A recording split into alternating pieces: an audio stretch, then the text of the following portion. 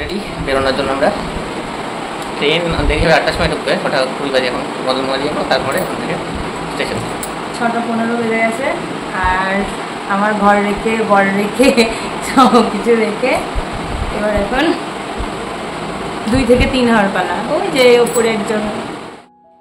Good evening family, কেমন আছো সবাই? আশা করছি সবাই ভালো আছো, আর আমরাও বেশ ভালো আছি। তো নতুন একটা ভিডিওতে অনেক স্বাগত। তো এই ভিডিওটা হচ্ছে কোচবিহার থেকে চলে আসার দিনকার ভিডিও। ভীষণ মনটা খারাপ ছিল সেই দিনকে, তোমরা একটু পরে দেখতেই পারবে যে আমি কেঁদেই ফেলেছিলাম। আর এই মুহূর্তগুলো না আমি ধরে রেখেছিলাম ভিডিও করে, যে আমার কাছে এগুলো স্মৃতি হিসেবে থেকে যাক। আজকে যখন আমি দেখছি এতগুলো মাস পর, তখনও আমার মনটা ভীষণ খারাপ করছে। আর ভালোও লাগে এগুলো দেখতে আমার, আর কি নিজেরই স্মৃতি যেহেতু। তো এই যে দেখো রেডি হয়ে গেছি। সন্ধেবেলায় ট্রেনটা তো ঢোকার কথা ছিল দুপুরে, কিন্তু আসছে সন্ধেবেলায়। আমরা যে প্ল্যানিংয়ে টিকিটটা কেটেছিলাম সেই প্ল্যানিং মাফিক কিছুই হলো না। তো এই যে দেখো কোচবিহারের ঘরটা ছাড়তে আমার ভীষণ কষ্ট হচ্ছিল, ভীষণ মাত্রায়, আমি বলে বোঝাতে পারবো না। আমি কেঁদেই ফেলেছিলাম পুরো রাস্তাটা, আমার মন খারাপ করতে করতেই এসেছি। কিন্তু কিছু করার নাই, কিছু পেতে গেলে কিছু ছাড়তে হয়। যাই হোক, সন্ধ্যে সন্ধ্যে বেরিয়ে পড়েছি। ट्रेन लेट है बहुत, अभी जा रहे हैं स्टेशन घर। ट्रेन लेट है क्या? बहुत लेट है, 6 घंटा। अरे तो कितने टाइम कितने? टाइम तो था 2:45 को, दोपहर को। 9 बजे। अभी आएगा 8 बजे लगभग। कौन से? कामरूप।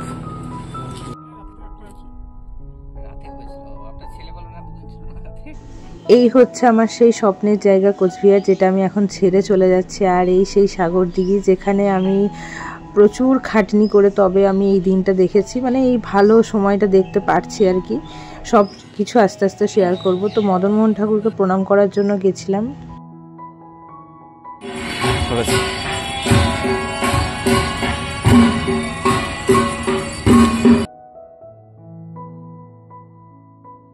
সন্ধ্যাবেলায় মন্দিরে গিয়ে দেখি নিত্য পুজো হচ্ছিল ওখানে। তো প্রণাম করে কিছুক্ষণ টাইম কাটিয়ে তারপরে আমরা স্টেশনের দিকে যাব।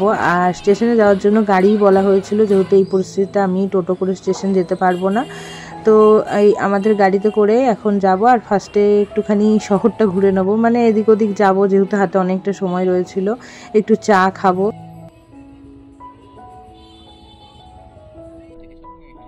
এই হচ্ছে কোচবিহারের বাজার, যেটাকে বড় বাজার বলে থাকি। আর হয়তো আমার ভিডিওতে এভাবে বড় বাজার কখনো দেখাতে পারবো না, আসতে পারবো না। ভীষণ মিস করব জায়গাগুলোকে, এবং ভিডিওগুলো এডিট করার সময় প্রচণ্ড মিস করছি।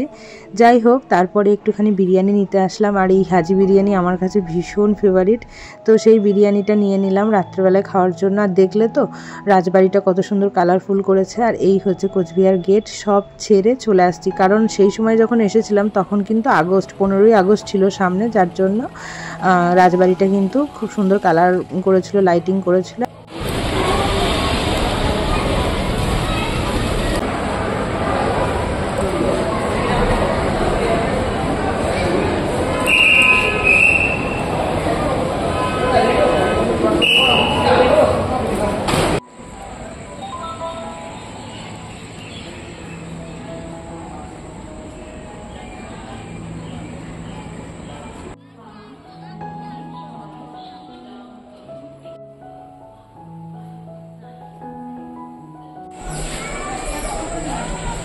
একদম আস্তে। এইখান দিয়ে নামার লিফটটা কিন্তু বন্ধ ছিল, যার জন্য খুব অসুবিধা হয়েছিল। সিঁড়ি দিয়ে আমাকে নামতে হয়েছিল খুবই সাবধানে। আর আমার জন্য খুবই ডিফিকাল্ট ছিল ওটা, কারণ আমার অনেক সমস্যা ছিল যার জন্য।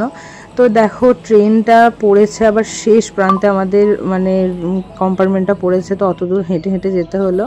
আর এই যে দেখো ট্রেনে উঠে পড়েছে। এখন এসি কম্পার্টমেন্ট নিয়েছি যেহেতু, তার জন্য এখন বর দেখো সব কিছু ঠিকঠাক করে দিচ্ছে। ট্রেন ছেড়েও দিয়েছে। তো তারপরে হচ্ছে রাত্রেবেলায় খাওয়া দাওয়া করে ভাবছি শোবো কি শোবো না, কারণ ট্রেনটা এমন জায়গায় আমার সিটটা পড়েছিল পুরো জয়েন্টের মুখে। ট্রেনের যে জয়েন্টগুলো থাকে, যেটা কিনা আমার জন্য ভীষণ খারাপ পরিস্থিতি তৈরি করেছিল। আমি যেমন ভেবেছিলাম কোচবিহার থেকে আসতে গিয়ে তেমনটা হয়নি, প্রচুর রিস্ক নিয়ে এসেছি। আর এই যে দেখো মাঝরাত্রি, তখন আমি হাঁটাহাঁটি করছি ট্রেনের মধ্যে, কারণ ট্রেনের মধ্যে কন্টিনিউ শোয়াটাও কিন্তু আমার জন্য ভীষণ ভয়ের ছিল, যে জন্য আমাকে হাঁটাহাঁটি করতে হয়েছে সারা রাতি মোটামুটি। আমি সবসময় টানা বসে থাকিনি, শুয়ে থাকিনি। এই হচ্ছে খাগড়া নামার সময় চলে এসেছে।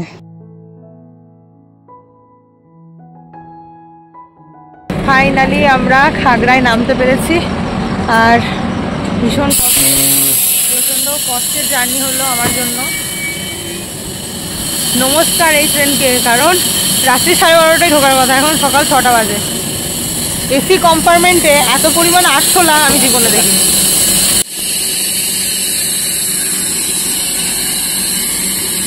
ওই যে 2 নম্বর।